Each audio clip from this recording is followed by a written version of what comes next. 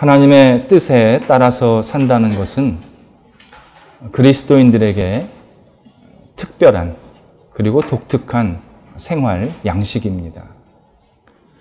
신앙이 없는 분들은 내 뜻과 내 의지가 중요하지 다른 존재의 뜻에 따라 산다라는 이 개념을 도무지 받아들일 수도 없고 이해할 수도 없습니다.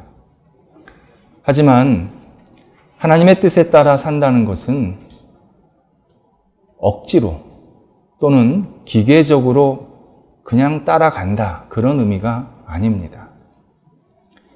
철저하게 자발적인 순종의 모습입니다. 물론 하나님의 뜻에 따라 사는 것은 두려운 것이 분명합니다. 하나님의 뜻을 분명히 알면 좋겠는데 오해를 해서 잘못 행동을 할 때도 있고 또 내가 생각한 수준, 또 내가 생각한 방향과 전혀 다른 쪽으로 하나님의 뜻이 임할 수도 있습니다. 그래서 적지 않은 신앙인들이 하나님의 뜻에 따라서 살기를 거부할 때가 있습니다. 나는 그렇게는 못하겠다. 내가 예수는 믿겠는데 그 정도까지는 아니다. 이렇게 거부를 합니다. 어떤 경우는 신앙의 자리를 과감히 박차고 떠나기도 합니다. 그러나 하나님의 뜻에 따라 사는 것은 세상에서 가장 매력적인 일입니다. 하나님의 뜻에 따라 살면 절대 실패하지 않습니다. 좀 돌아가는 길처럼 보일 때도 있습니다. 그런데 그 길은 100% 옳은 길입니다. 앞이 안 보일 때도 있습니다. 그런데 그 길은 반드시 결실이 맺히는 길입니다. 우리가 생활하면서 많은 어려움과 장애에 부딪히게 됩니다. 이때 하나님의 뜻에 따라 살면 내가 이 어려움을 잘 헤쳐나갈 수 있는 길을 하나님께서는 보여주십니다. 더 중요한 사실이 있습니다. 하나님의 뜻대로 살려고 할 때 하나님은 끊임없이 우리에게 뭔가를 채우시면서 뜻을 이루게 하십니다. 다른 말로 복과 은혜를 주십니다. 그냥 빈손으로 아무것도 없이 너 내 뜻 따라 살아라. 그렇게 말씀하시지를 않습니다. 끊임없이 나한테 무언가를 주십니다. 그래서 힘을 얻게 하시고 하나님을 바라볼 수 있는 그러한 용기를 계속 갖게 해주십니다. 하나님의 뜻에 따라 사는 것, 그러면 제일 중요한 것은 결국 하나님의 뜻이 뭐냐 이겁니다. 많은 분들이 저 하나님의 뜻을 잘 모르겠습니다. 그렇게 말씀하십니다. 충분히 이해됩니다. 많은 상황에 따라서 또는 많은 사람들에 따라서 하나님의 뜻이 조금씩 다를 수는 있습니다. 근데 하나님의 뜻이 계속 지향하는 것은 하나입니다. 하나님을 인정하고 하나님을 높이는 일입니다. 그래서 어렵습니다. 우리들은요, 나 자신의 이름이나 능력이 높아지는 것을 너무 좋아합니다. 내 이름이 드러나지 않으면요, 물질 하나 쓰지도 않고 시간 하나 쓰지도 않습니다. 그러니까 내가 좀 드러나야 뭔가 하려고 그러고 동기부여도 된다. 그렇게 생각을 합니다. 그런데 하나님의 뜻이 하나님을 높이고 나는 작아진다. 나는 숨겨지고 하나님은 드러난다. 때로는 내가 나 자신을 포기할 때도 생깁니다. 그러다 보니까 많은 분들이 하나님의 뜻을 모르는 게 아니라 아는데 못하는 겁니다. 나라는 존재는 어디 있습니까? 왜 나를 숨기라고 하십니까? 왜 나를 감추라고 하시고 나를 왜 포기하라고 하십니까? 이러면서 하나님의 뜻을 모르겠다고 그렇게 말할 때가 많습니다. 신앙의 선조들, 특별히 성경에 나타나는 신앙의 선조들은요, 대부분 하나님의 뜻을 이루고자 할 때 자기 자신을 포기했습니다. 자기 자신을 드러내면서 하나님의 뜻을 이룬 사람 한 사람도 없습니다. 구약 성경의 여호수아는요, 이스라엘 백성들을 가나안 땅으로 이끌고 들어가서 그 땅을 차지하고 안정시키기 위해서 세움받은 지도자입니다. 이스라엘 백성 입장에서는 가나안 땅은 하나님께서 주시겠다고 약속한 땅입니다. 그런데 한번 반대로 생각해 보시기 바랍니다. 가나안 땅에는 이미 자리 잡고 잘 살고 있던 부족들이 있었습니다. 그 사람들이 보기에 이스라엘 사람들은 침략자입니다. 땅을 뺏으러 온 사람들입니다. 여호수아가 여기에서 갈등할 수가 있었습니다. 여호수아가 자기 도덕적 기준을 세워놓고 하나님, 어떻게 남의 땅을 뺏으라 그럽니까? 어떻게 남이 잘 살고 있는 곳을 쳐들어가서 그곳을 우리 거라고 만들려고 하십니까? 만약 이렇게 거부했다면 한 발자국도 움직일 수가 없었습니다. 여호수아는 그거에 대해서는 고민하지 않았습니다. 하나님의 약속만 생각했습니다. 그리고 하나님께서 여호수아에게 뭐라 그러시냐면 두려워 말라. 담대하라. 나 여호와 좌로나 우로나 치우치지 말고 나 여호와만 바라보고 가라.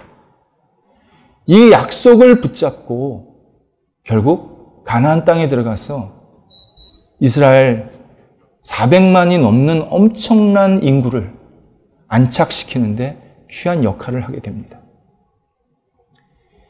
하나님의 뜻을 이루는데 최고의 정점은 예수님에게서 나타나십니다.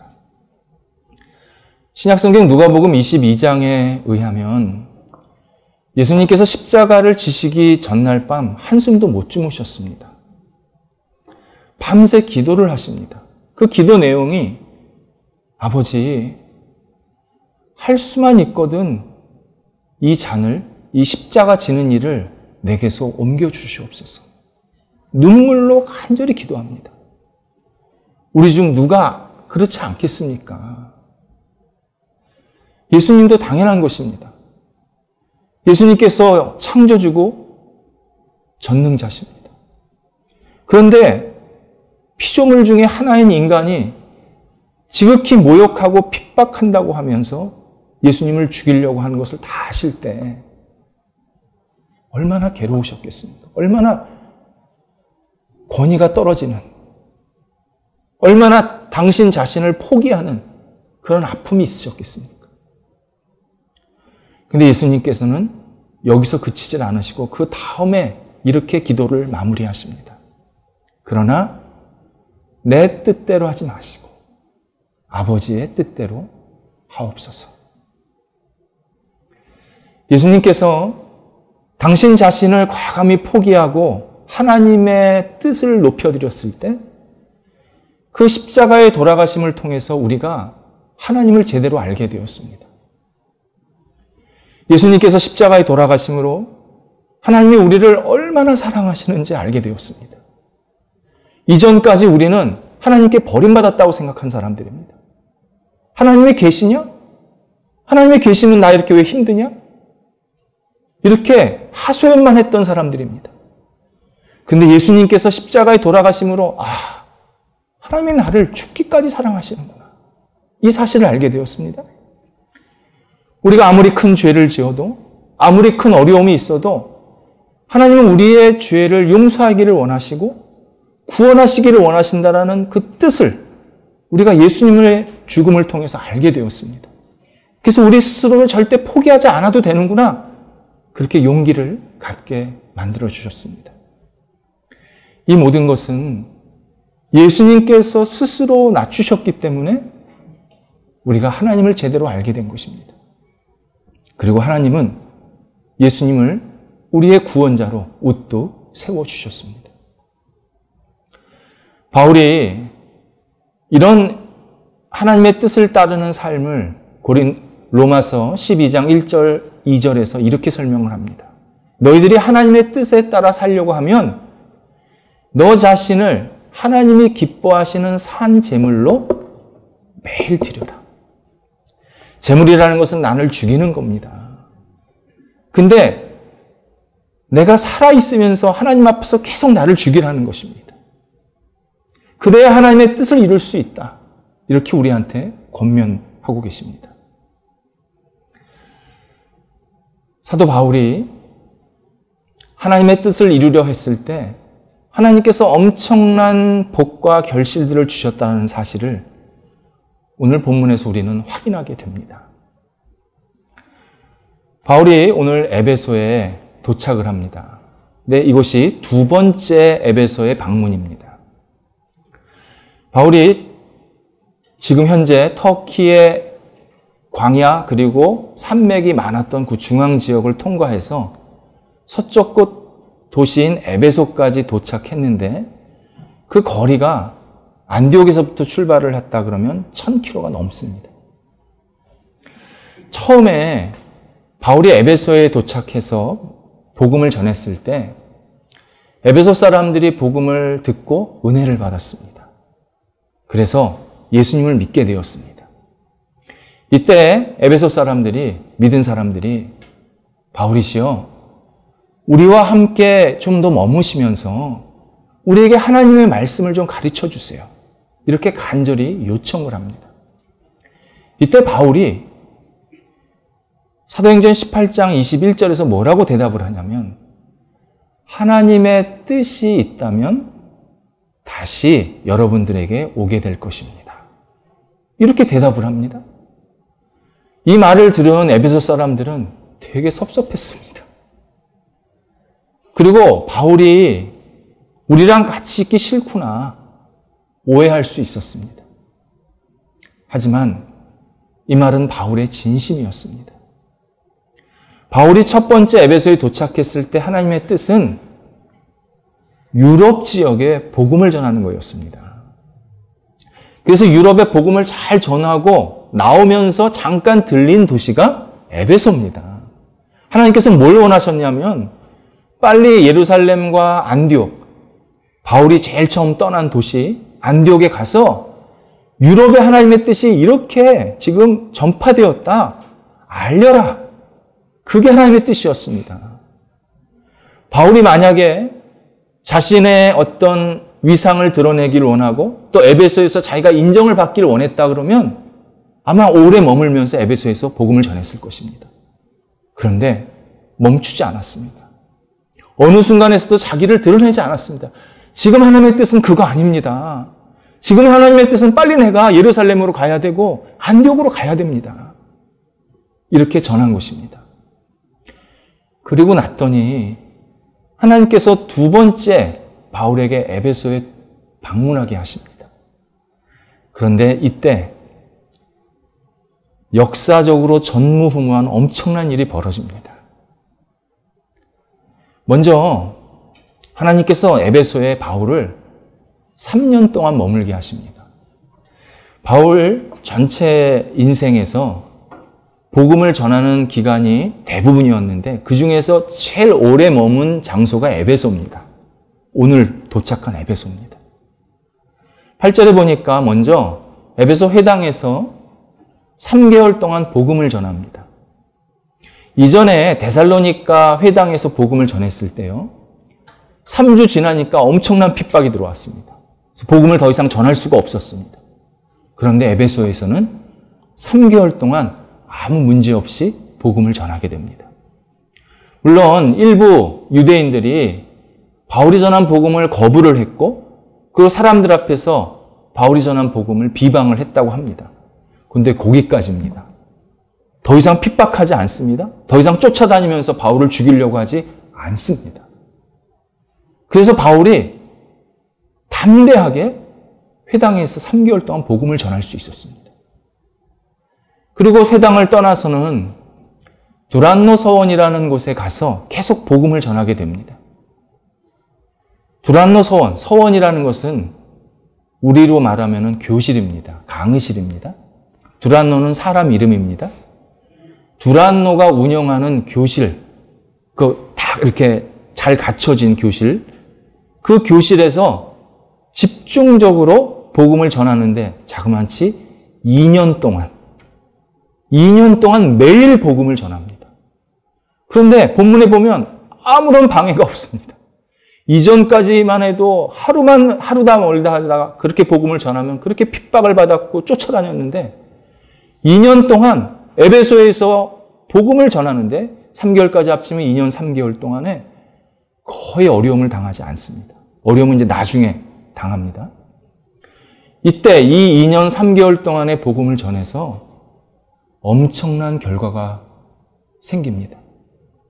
10절에 보니까 여기에서 복음을 받아들이는 많은 사람들이 주변 도시로 다니면서 복음을 전한 겁니다. 그래서 헬라인이나 유대인이나 대단히 많은 사람들이 복음을 받아들입니다. 그리고 이때 교회가 많이 세워집니다. 이때 세워진 교회가 우리가 신약 성경에서 잘 알고 있는 교회들입니다. 많이 들었던 교회. 골로새 교회, 라우디게아, 히에라볼리, 사대, 버가모, 빌라델비아. 그러니까 사도신경에 나오지 않는 대부분의 교회 이름은 다 이때 세워진 겁니다. 엄청난 복음의 확장이 일어났습니다. 그리고 300년 동안에 이 교회들이 초대 기독교의 아주 핵심적인 역할을 합니다. 바울이 하나님의 뜻에 따라서 움직인다고 했을 때 하나님께서는 이렇게 놀라운 결과들을 보여주셨습니다. 바울이 에베소에서 들어가서 제일 먼저 한 일은요, 분명한 신앙, 진짜 신앙, 진리 위에 세워진 신앙을 세우는 일이었습니다. 1절에서 바울이 에베소에서 일부 하나님을 믿는 사람을 만납니다. 이 사람들은 하나님도 믿었고 막연하지만 예수님도 알고 믿었던 사람들입니다. 이 사람들이 나중에 10절에 보니까 12명이었습니다. 그러니까 12명의 그냥 교인들을 만난 것입니다. 바울이 이들과 함께 대화를 나눕니다. 어떻게 예수를 믿게 됐냐? 예수가 누구라고 생각하느냐? 이렇게 편하게 대화를 나누는데 이 12명의 사람들이 예수님을 잘 모르는 겁니다. 그리고 예수를 내가 왜 믿어야 되지? 그것도 잘 모르는 겁니다. 그래서 바울이 2절에서 뭐라고 물어보냐면, 그러면 너희들은 예수님을 믿을 때 성령 받았냐? 좀 다른 말로 너희가 예수님을 믿으면서 성령의 인도하심을 구했냐? 그랬더니 이 12명의 대답이 우리는 성령 자체를 알지 못합니다. 이렇게 대답을 합니다. 바울은 예수를 믿는 것은 인간적인 의지나 지식으로 믿는 게 아니다. 오직 성령님께서 우리를 인도해 주셔야 예수님이 누구인지 제대로 알고 그리고 오랫동안 진정한 신앙을 간직할 수 있다. 이것을 분명하게 말하는 것입니다. 그래서 바울의 이 질문은 지금 우리에게 하는 질문과도 똑같습니다. 우리가 예수님을 진지하게 믿는 것과요, 교회를 다니는 것과는 전혀 다른 의미입니다.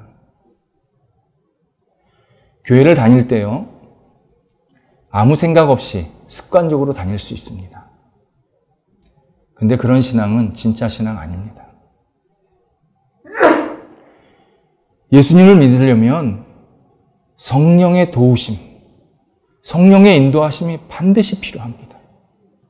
그래야 내가 예수님이 누구인지 정확하게 고백을 하게 되고 내가 예수를 왜 믿어야 되는지 알게 되고 이 믿음을 통해서 어떤 일을 해야 되는지를 계속 깨닫게 하십니다. 이것은 인간적인 지식이나 노력으로 되는 게 아니라 오직 성령께서 우리한테 알려주시는 것입니다. 우리 시대 많은 사람들이 교회를 다닙니다. 그런데 많은 사람들이 성령의 인도하심을 구하지 않습니다. 그냥 자기 상식대로, 자기 수준대로, 자기 식대로 예수를 믿으려고 합니다. 그리고 나는 예수를 잘 믿는다고 생각합니다. 에베소 교인들도 마찬가지였습니다. 바울이 너희들 어떻게 예수 믿고 있냐 했더니 요한의 세례를 통해서 믿고 있다. 그렇게 대답을 합니다. 이 당시 요한의 세례는요, 유대인들이 잘 알고 있던 새로운 신앙 방법이었습니다. 세례 요한이 요단강에서 너희들 회개하고 마음을 좀 고쳐먹어라, 다시 살아라 라고 외쳤을 때 많은 유대인들이 여기에 반응을 했습니다. 그래서 요한과 또는 요한의 제자들에게 세례를 많이 받았습니다. 그리고 마음을 새롭게 먹었습니다. 근데 요한이 그 다음에 외쳤던 나를 믿지 말고 내 뒤에 오시는 예수님을 믿어야 진짜다 라고 얘기한 것은 유대인들이 받아들이지 않았습니다. 이유는 예수님이 계속 유대인 지도자들과 부딪히는 겁니다. 그리고 나중에 예수님이 십자가를 지시면서 죽으시는 겁니다. 유대인들이 볼 때는 저분을 믿을 수가 없는 겁니다. 그래서 안 믿었습니다. 바울이 이 부분을 체크해 주는 겁니다. 너희들이 요한의 세례만 받은 것만 해도 훌륭하지만 진짜 믿어야 될 분은 예수님이다. 그리고 이 예수를 진짜 믿으려면 성령의 도우심은 반드시 필요하다. 이렇게 간곡하게 권면을 하고 있습니다. 우리가 예수님을 진지하게 믿으려면 성령의 도우심을 구하는 것은 당연한 것입니다. 그런데 이 성령의 도우심을 구하는 것은 굉장히 적은 사람들이 합니다. 우리 시대의 많은 신앙인들은요, 참 안타깝게도 성령의 도우심을 간절히 구하지 않습니다. 구약성경의 선지자들이 이 부분을 계속 지적을 해줬습니다. 선지자들이 백성들에게 세 가지의 질문을 반복적으로 합니다. 첫 번째가 여러분들은 누구를 예배합니까? 세상의 신들입니까? 한 분이신 여호와 하나님이십니까? 여러분은 누구를 의지합니까? 눈에 보이는 세상의 권력자 강대국입니까? 눈에 보이지 않는 하나님입니까? 여러분은 어떻게 하나님을 섬기고 있습니까? 세상의 유행에 따라 하나님을 섬기고 있습니까? 하나님이 기뻐하시는 방법대로 하나님을 섬기고 있습니까? 이 하나님이 기뻐하시는 방법이 성령을 의지하는 겁니다. 특별히 세 번째 선지자들이 계속 외쳤을 때 제발 세상에서 사는 것처럼 세상의 우상 숭배하는 모습처럼 하나님 섬기지 마라. 하나님 섬기려면 하나님 방법대로 섬겨라. 하나님이 기뻐하시는 방법대로 섬겨라. 이것을 계속 외쳤습니다. 그래서요, 하나님을 진실하게 섬기고 예수 그리스도를 믿는 것은요, 유행에 따라 하는 일이 아닙니다. 많은 사람들이 이렇게 예수 믿으니까 나도 이렇게 예수 믿으면 되겠지. 큰 착각입니다. 우리가 성령을 의지할 때요, 성령은 한 사람 한 사람에게 하나님을 매칭시켜 주십니다. 예수님을 만나게 하십니다. 그래서 그 사람이 하나님이 기뻐하시는 모습대로 예수님을 믿고 섬기게 하십니다.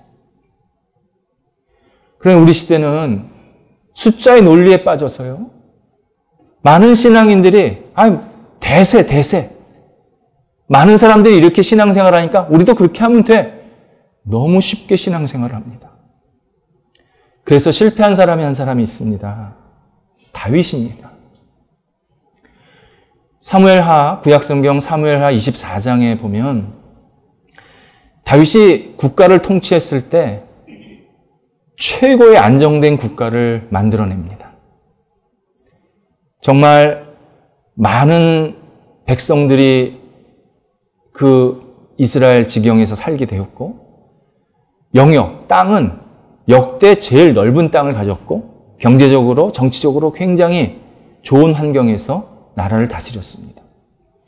이때 다윗이 무슨 말을 하냐면, 야, 인구 좀 세봐라.